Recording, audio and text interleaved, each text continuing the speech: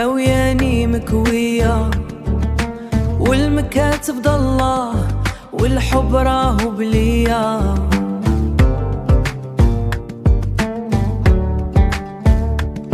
يوسف سول ماما جاوباتو بسؤال،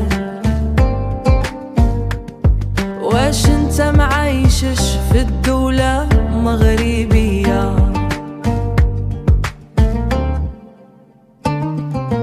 قلت حاشا مي عندي حوايج حسن وبرامج كان ارتاح فيهم يا هاد الدرية.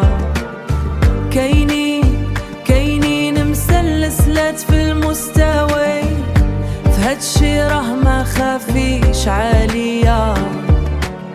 انتي متبعة فلام مسلسلات وبرامج مغربية، وانا كان ارتاح في الافلام مقاربي كيكا والرومانسية.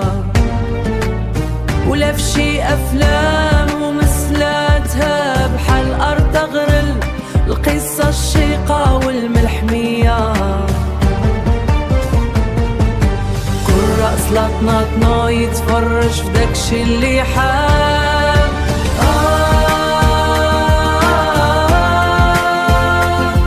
ماشي مفروض عليا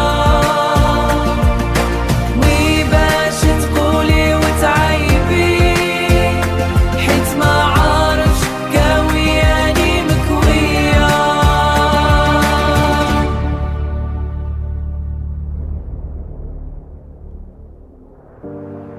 والمكاتب ضله والحب راهو بليا.